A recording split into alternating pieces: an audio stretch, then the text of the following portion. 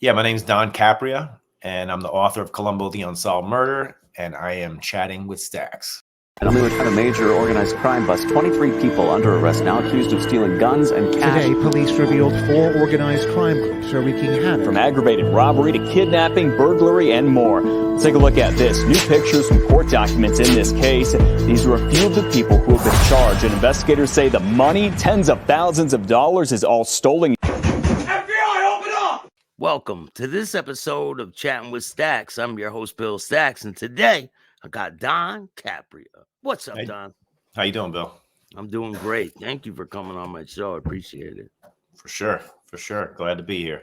Yeah, you have a really interesting book. You got an interesting background. I saw your social medias, and it intrigued me to want to know more. So Ask away. yeah. So where were you born and raised? White Plains, New York, where I currently reside. So I'm a suburban kid, lived like 30 minutes outside the city my whole life, and it was kind of the best of both worlds. You know, we had the relaxation of the burbs, and then if you wanted to be a little bit of a devil, you can make your way into the city and do that, which I think I did a lot as a kid. Yeah. Oh, Yeah. I'm from Bristol, Connecticut, so I used to go to the city too. Yeah. I played Bristol. My earlier days was like a skateboard kid, and my first venture into the art world was into graffiti art. So I would start taking the train to the city to do graffiti pieces and tunnels and stuff, and then was in the New York hardcore scene. So I played drums in a band and toured a lot, but definitely played a lot of shows throughout the Northeast. And I think it was the Bristol Teen Center that I played. Bristol Teen Center. Yeah, I'm pretty sure it was a Bristol Teen Center. Yeah. Was it CT Bike Shop? No, I don't think it was a bike shop. I feel like it could have been a teen center, but I know for sure I've been to Bristol before. Yeah. Yeah. So when did you get into organized crime and the whole aspect of it, the genre of it, as they would say? What lured you into it? From the outside, you know, I've always liked reading the paper and reading these stories. And I think that coming from New York, I was an Italian American. I lived in a neighborhood with a lot of Italian Americans. The stuff you're reading in the paper was not too far away from what you could see in the street. So, you know, when you had a neighbor that got arrested and all that kind of stuff, it just piqued my interest even more and more. So then I went from reading papers to reading books. I became an aficionado. I started reading every book I can get my hands on, mainly on New York organized crime. And I found for me that I liked going back. Well, I grew up in the Gotti era, and it was all over, highly publicized about, you know, John Gotti. But then I noticed, well, he's in the Gambino crime family. So what is that? And I started tracing things back to the origin of the five families and gangsters like Lucky Luciano and, you know, Frankie Yale. And the more I started getting back into the older stuff, I felt like that was more my speed. And then I became kind of the guy that everyone would ask questions to. So that was really the start of it, was just my interest in exploring the subject. And did you ever? When was the first time you reached out to one of these organized crime members? I think it was in and around 2003, somewhere around that time. I had met guys, you know, people that were not involved in the rackets per se, but people that are around, you know, knock around guys. Yeah. And I had been around those kind of guys my whole life, but I think I really didn't get into wanting to tell a story about this stuff. I had shot a TV pilot about young Italian American kids in Westchester, where I grew up, and it was a scripted series, so it was loosely based on my life, and it had a little bit of a mob element to it. And this is the time at the height of The Sopranos. So I think it was around that time someone reached out to me and said, you know, we see you're a writer, Italian American, and we have this story that we're working on, and we wanted to know if you wanted to take a look at it. And that was the agent for Anthony Colombo. So they had started on the Colombo project with a different writer. And I think he was from the West Coast, and there potentially wasn't a great chemistry there between him and Anthony. So the agent, it was the person that was kind of putting the whole project together, this guy named Ray. I got a phone call at like 11 o'clock at night. I'm in a studio. I'm working on ADR for this TV show. And this friend of mine said, listen, this guy's going to call you, and they're interested in a writer for the Colombo book. You know, he's going to call from a private number. Take the call. So I take the call, and a real serious sounding guy on the other line says, listen, I did a little bit of research on you. I like what you're doing. We wanted to know if you wanted to do something bigger. And I was like, yeah, so talk to me. So he says, well, I've got the Colombo book and we're looking for a writer. Would you like to meet Anthony Colombo?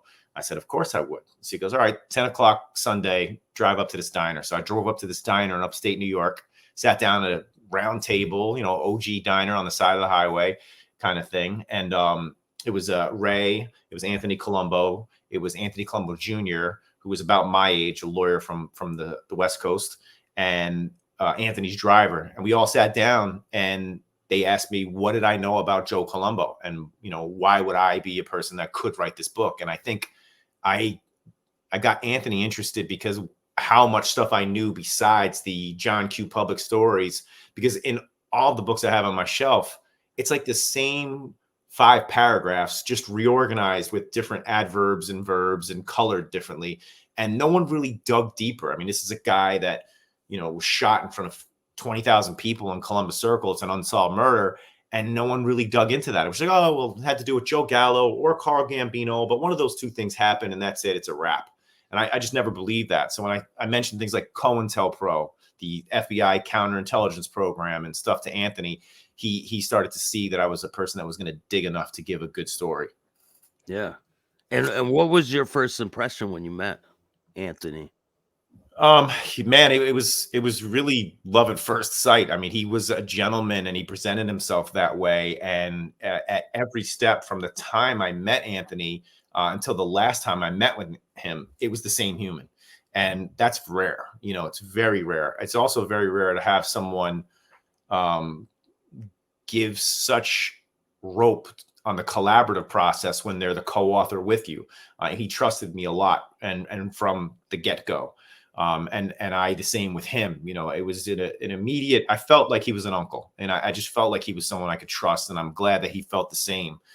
He was a family man. He was very respectful. I think one of the first things he said to me during an interview was, Don, he had a very low, gravelly voice, and he said, people are going to tell you that I'm a dinosaur. They're going to say this guy is old. And when they do, I want you to thank them for saying that about me, because I am. And he was very proud of his roots, that he grew up at a time, it was the salad days of organized crime. This guy grew up going to the Copa.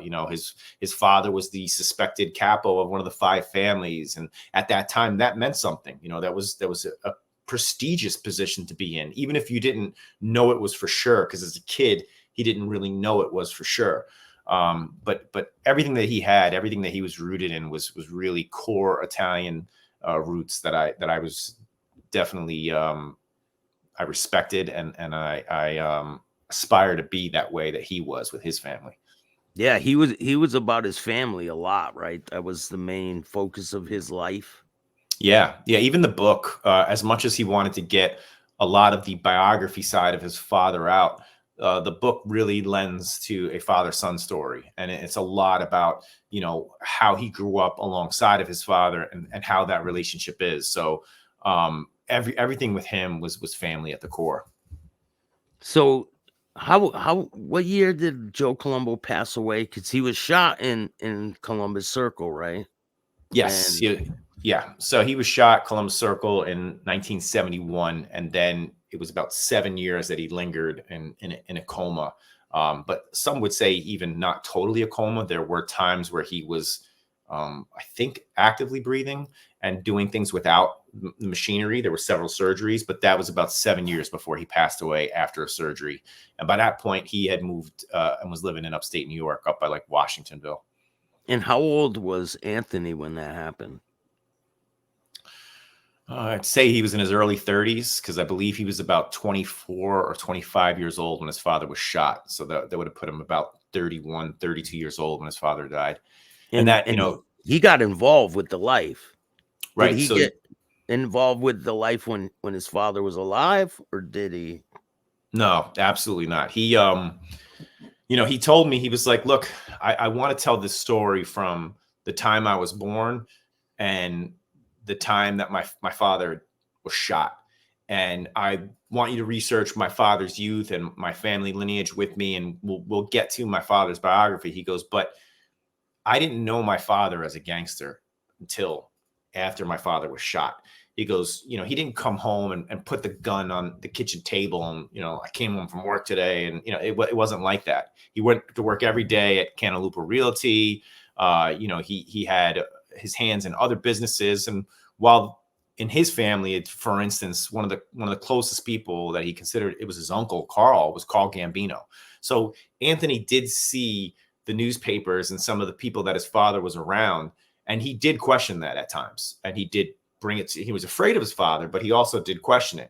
And his father would shoot him down. He's like, look, if they arrest me, it's not going to be real and it's not going to stick. He goes, they don't like me. They don't like a lot of my friends. They don't like Italian Americans. So he did a very good job of proving to his son that he was not involved in organized crime. And he also was preparing Anthony for a life in outside of organized crime and politics. He was always breeding Anthony to work towards politics and be a public servant. He started with Valley Forge Military Academy. And then when the Italian American Civil Rights League launched, at that moment, he knew that this was a great stepping stone for Anthony to get involved in the civil rights movement and be around politicians and be around public speaking and all of these things. So his aspirations for him were completely away from organized crime. And then when he passed away, Anthony was around a lot of his father's close friends that were gangsters who let him know the reality of what was happening with him. And yes, he eventually got involved in the rackets. And I think one of the things that I was reading a lot of when I was writing the book was The Godfather and the history behind The Godfather, like The Godfather Papers and whatnot. It was interesting, the art imitating life and then vice versa, because this is the Michael Corleone story. Puzo wrote it, and then it happened. Anthony standing in Roosevelt Hospital, wondering if they're going to come kill him as his father's in the other room, just like Michael Corleone standing in the hospital, wondering if they're going to come. That was all happening around the same time that they're filming the movie. So it was very meta what was going on with Anthony Colombo and his father. So he was worried that people were going to come after him after his father was shot.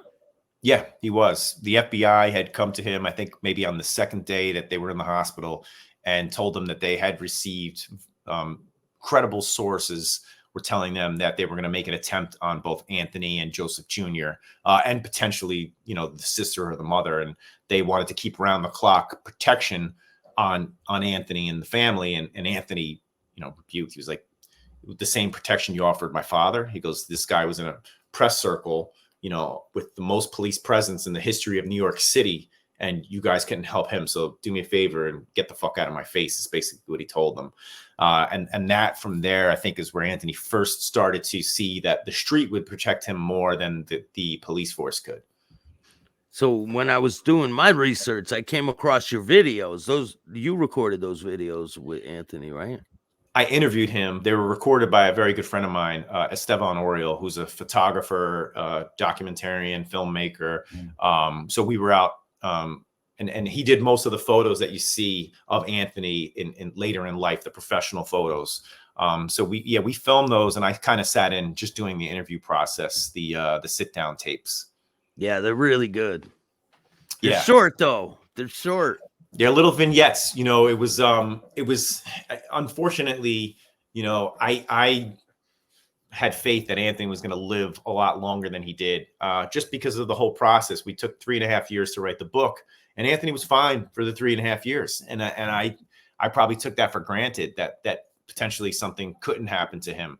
So with that, he ended up, while we were touring for the book, he ended up having some ailments, and then from that point on, there was never an opportunity for me to get him back on video, because I would have loved to have done some more video work with him, long form and further.